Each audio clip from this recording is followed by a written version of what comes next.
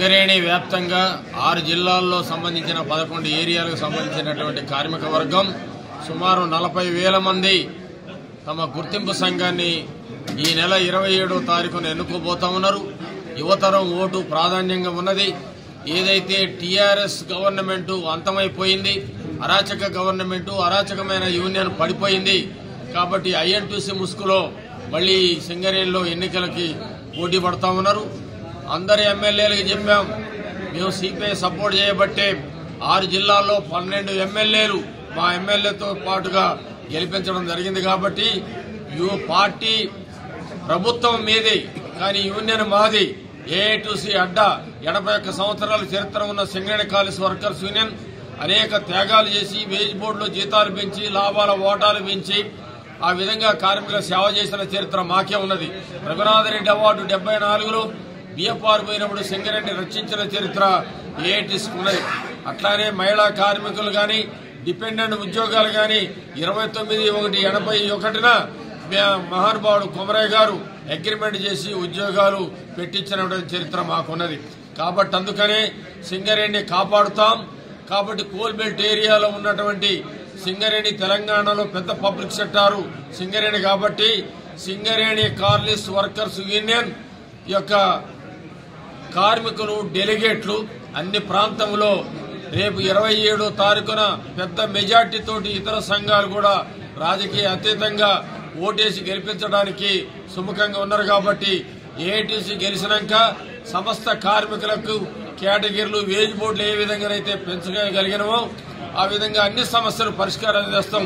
కొత్త వాళ్లకి suitable job ఇవ్వటం, కొత్త బాయిలు రావటం, ప్రైవేటీకరణ రద్దు చేయటం, అలాగే సొంత ఇల్లు పథకం, ఇవన్నీ కూడా అమలు చేయడానికి మా AITC Singareni colliery workers union కృషి చేస్తుందని కార్మిక సోదరులందరూ కూడా తెలియపరుస్తాం. సింగరేణిలో 7వ దఫా గుర్తింపు కార్మిక సంఘాల ఎన్నికలు జరుగుతూ ఉన్నాయి.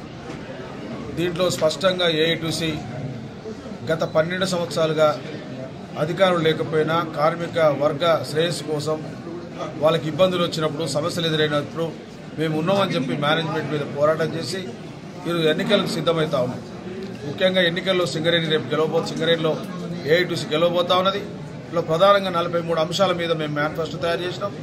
ఈరోజు సింగరేణి బొగ్గలను సంబంధించి నూతన బొగ్గలను రావాలనేది ఒక అంశం అయితే, 2 ఆ ఉన్న బొగ్గలలో సింగరేణి కార్మికులతోనే పనిచేయించాలనేది 2వ అంశం. 3వ అంశం ఏదైతే ఇన్కమ్ ట్యాక్స్ సంబంధించిన అంశం, పెర్క్స్ మీద కార్మిక వర్గానికి రియంబర్స్మెంట్ చేయించాలని, అదేవిధంగా మెడికల్ బోర్డు లంచాలు లేకుండా తండ్రి కొడుకుల పని ఎవరికైతే తండ్రిని అన్ఫిట్ చేసి కొడుకును ఫిట్ చేసే విధంగా డబ్బులు లేకుండా చూస్తామని, అదేవిధంగా మహిళా కార్మికులు ఈరోజు 2017 సిఎంఆర్ ప్రకారం గతంలో సర్ఫేస్ బదిలీ వర్కర్ని ఇచ్చి ఈరోజు బదిలీ వర్కర్ని ఇస్తా ఉన్నారు. వాళ్ళు అండర్ గ్రౌండ్ పంపించే కుట్ర జరుగుతూ ఉన్నది. దాన్ని కూడా మేము దాన్ని ఆలోచిస్తామని చెప్తా ఉన్నాం. అదేవిధంగా అన్ని వర్గాల, ముఖ్యంగా మైనింగ్ ట్రేడ్స్మెన్లు, హాస్పిటల్లో పనిచేసే వాళ్ళు అందరి క్యాడర్ స్కీములు పరిష్కరిస్తామని, యాక్టింగ్ చేస్తున్న ఎవరైతే జలమధుస్ అందరికీ క్లరికల్ ఉద్యోగం రావడానికి సంబంధించిన అగ్రిమెంట్ కూడా మేము చేస్తామని చెప్పి సుమారు 43 మేనిఫెస్టో అన్ని కార్మిక వర్గాలకు సంబంధించిన పనికి సంబంధించిన అంశాలను కూడా ఈ యొక్క దాంట్లో పెట్టినాం. అందుకనే ఈరోజు జనరల్బాడీలో స్పష్టంగా కార్మిక వర్గానికి హామీ ఇచ్చినాం. తప్పక 11 ఏరియాలో Singareni colliery workers union AITC విజయదుందుబి మోగించబోతా ఉన్నది. కార్మిక వర్గానికి ఈరోజు మేము జేజేలు పలుకుతాం. అదేవిధంగా అధికారులకు కూడా చిన్న మేము టెస్ట్ చేస్తా ఉన్నాం. నేను అంటా ఉన్నా, ఈరోజు సింగరేణి కాలనీస్ మీకు పేమెంట్ ఇస్తా ఉన్నాయి, కానీ ఈరోజు రాజకీయ నాయకుల మాటలు, అదేవిధంగా ట్రేడ్ యూనియన్ మాటలు విని కార్మికులకు అనేక ఇబ్బందులు పెట్టిన సందర్భాన్ని చూసినాం. ఇప్పటికైనా మీ వైఖరిని మార్చుకోండి. మీరు కేవలం అడ్మినిస్ట్రేషన్ మాత్రమే, ఎవరు యాక్టింగ్ చేస్తారో వాళ్ళకి ఇవ్వండి, ఎవరు ప్రమోషన్ అర్హులో వాళ్ళకి ఇవ్వండి తప్ప ఎవరు మాట్లాడితే ట్రాన్స్ఫర్ చేసే విధానానికి స్వస్తి పలకాలని చెప్పి ఈ సందర్భంగా అధికారులను కూడా మేము హెచ్చరిస్తాం. మరిన్ని వీడియోస్ కోసం ఛానల్ ని సబ్స్క్రైబ్ చేయండి. లేటెస్ట్ అప్డేట్స్ కోసం వాట్సాప్ ఛానల్ ని ఫాలో చేయండి. అండ్ లింక్ డిస్క్రిప్షన్ లో ఉంది.